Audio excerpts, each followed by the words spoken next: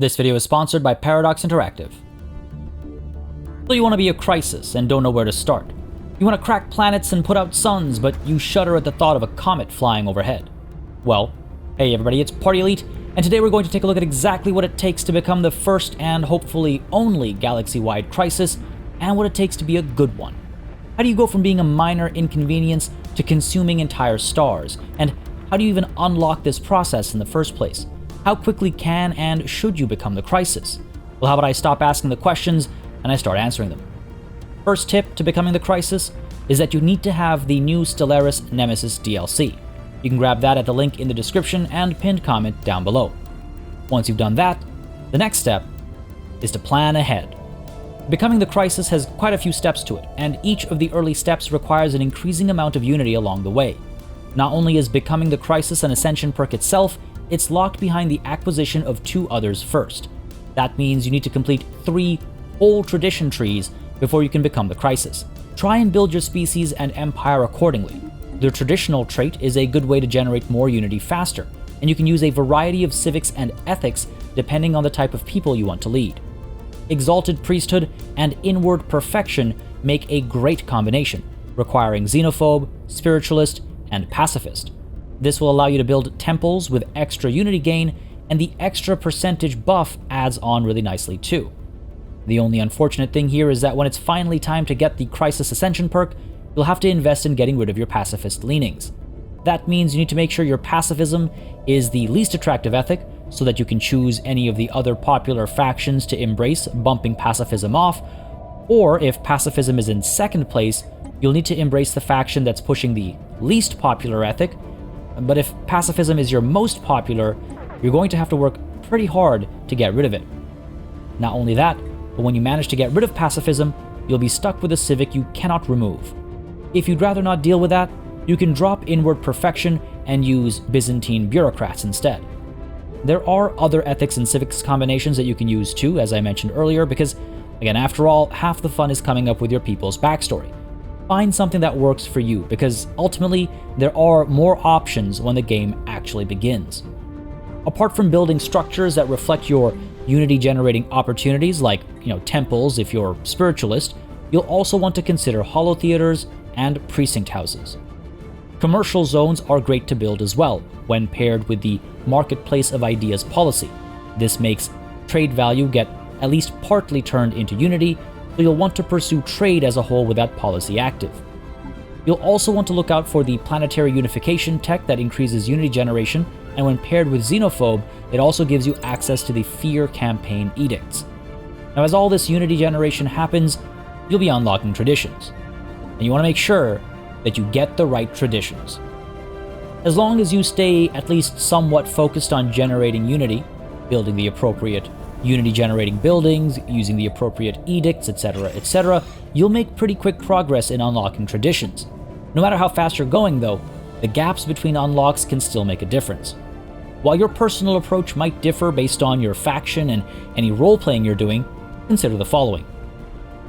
Starting with Discover allows you to survey and research quicker. The former allows you to come across anomalies and dig sites faster, and it also has the potential of you reaching other factions before you otherwise would, as you jump from system to system with haste. Do note that if you find any of the spaceborne aliens, do not take them out right away, no matter how tempting it might be. Leave them be for now, they'll be useful later. Quick exploration allows for a variety of discoveries and anomalies and events that can all potentially generate unity, artifacts, or accelerated research. The tradition tree itself also speeds research up, and that's nothing to scoff at. Planetary unification tech, as I mentioned previously, can help bolster unity production, and since it won't be long before you start declaring major wars, you'll want to use tech to prepare for that too. Expansion is helpful in spreading your borders and acquiring more colonies in which you can have more pops with whom you can generate, more unity and of course everything else as well, and your third tradition tree, in my opinion, should be a bit more focused on direct warfare. Hopefully you've been staying out of military trouble and you haven't felt the lack of, say, the increased fire rate and the other perks of this tree, but now is the time to start delving into more aggressive tendencies. Now, with each of these trees being completed, you'll unlock Ascension perks along the way, and there are definitely ones more suited for the job than others. So make sure you get the right Ascension perks. The first Ascension perk to get, with a Unity focus, is One Vision, available as long as you're not a machine intelligence. This bolsters Unity production, it helps control ethics attraction, and it also helps generate amenities, which keeps folks happy. Now you might be thinking a 10% bump to Unity production is nothing, and you'd be right if you hadn't been focusing on Unity. This recommendation revolves entirely around that, so hopefully by the time you're unlocking this, you've got a few planets colonized with stacks of temples, you've got multiple trade nodes with the Marketplace of Ideas policy active, and you've got the civics, ethics, and traits as discussed earlier. With all that kept in mind, that 10% bump can be quite significant early on to get you rushing along to the next two Ascension perks before anybody else. Now some might say Consecrated Worlds available as a Spiritualist is a better first pick, and my only issue there is the cost of consecrating a world before you're actually able to take advantage of the Unity generation bump. If you think you can afford it, it's not a bad idea either. I'd only take one or the other though, pre-Crisis at least, and the second slot I suggest takes on a more warlike focus. Interstellar Dominion isn't a bad pick. When the time comes, you'll be very aggressive not just with your claims, but also your starbase construction. With your first two perks unlocked, you'll finally be able to become the Crisis as your third. Now after this, you might want to consider additional war-centered perks. I don't just mean things like galactic force projection, but keep an eye out for the Titan's engineering tech that'll allow you to unlock the Colossus project, and maybe consider the value of master builders when it comes time to speed up megastructure construction. It's all important down the line to show the galaxy you mean business. Remember also that you don't have to get an Ascension perk the moment it becomes available. If you feel like you're close to a specific prerequisite, then you can wait. This is especially worth keeping in mind later on, when it takes even longer to unlock new Ascension perks. But again, I digress. Perk number 3 makes you the Crisis. What does that mean? Become a minor Crisis. Clicking the button doesn't do much of anything. You don't suddenly become all-powerful, but you're certainly given some tools for chasing that exact goal. 2 new types of Casus Belli are unlocked, which we'll touch on in just a moment, and you'll now have access to the Crisis screen as well. Your goal is to get all the way to the end here, and the way to do that is by becoming more and more menacing. And in order to do that, you'll have to chase a variety of goals that will show folks you mean business. Each level of Crisis comes with a special project that you can research through the situation log, and they'll sometimes pull away scientists from their research, so pick your timings appropriately. You don't have to do the special project right away, but you do have to do it before you can tier up to the next level. So there's no avoiding them. Now as each step gets unlocked, so too do various perks, from reduced war exhaustion to unique ships to the end goal itself. There's a lot of good reasons to rush to this point. One of the main reasons you want to get here before anybody else is that being the Crisis isn't just limited to one faction. Literally, everybody can choose the Ascension perk if they want, and so you want to get there first so that you're ahead of them every step of the way. You don't even have to chase the end goal necessarily. There are good enough perks along the way with which to subjugate the galaxy, and the 2 starting Casus Belli that unlock right off the bat are extremely powerful themselves. So this is why we've been rushing towards this. You want to make sure that you're the first Crisis so that you have the upper hand on all the other potential crises, on everybody else. But how do you go from just being a Crisis to being the Crisis? As I alluded to earlier, you're going to want to upgrade your threat level as quickly as possible, especially if you've rushed into becoming the Crisis in a multiplayer or particularly challenging game. If you've come all the way here only to slow down, you'll find yourself faltering in other departments, and without taking advantage of some of the perks that being the Crisis has to offer, you're putting yourself at, well, a literal disadvantage. Fortunately, the game gives you a few ways to descend this ladder of destruction. Some are more efficient than others, some are easier than others, and almost all are situational, so take a look at your circumstances and make decisions accordingly. The Disruptive Operations objective is one of the easiest to perform, with minimal energy costs and just a bit of luck. If you've moved quickly to explore the galaxy, you will have made contact with at least 1 or 2 other factions by now, if not more. Send envoys out to build spy networks, as many as you can, and use those spy networks to perform any of these manipulation-type operations. Extorting favors is a good idea since you can use the acquired favors in other ways too. Diplomatic incidents are cheap and easy to execute, and smear campaigns will help keep your future enemies bickering amongst themselves while you gain your foothold. 10 menace gained from each successful operation may not seem like much, but it's a good way to gather your strength without bringing too much attention to yourself and without growing to unsustainable sizes too quickly. Besides, if there's no other use of your envoys at any given moment, why not participate in some subterfuge?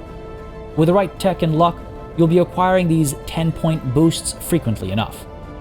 When the opportunity presents itself, make sure to join the galactic community so you can try and sway it from the inside.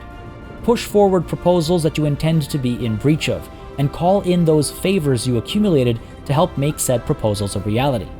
Be careful, as certain sanctions can be applied when you're in breach of galactic law, so make sure you're able to take on those consequences before you brazenly stand against what your pathetic opposition deems to be correct.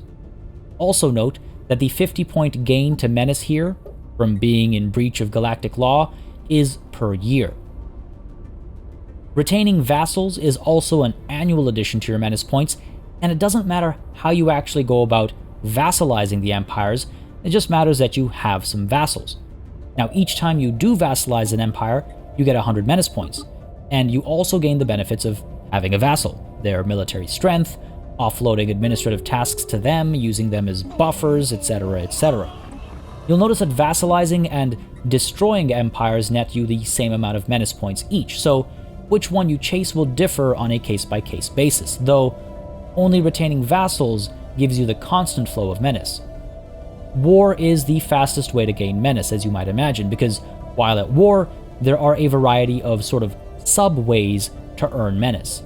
This includes war, so to speak, with the spaceborne aliens that I'd previously mentioned you should leave alone.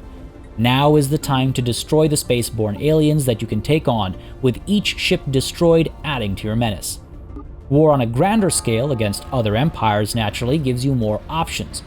Any enemy ships you destroy, of any class or type, will net you 3 Menace points each, and if you declare war using the Wipe Them Out casus belli, available to you as the Crisis, you'll be able to destroy their star bases as well.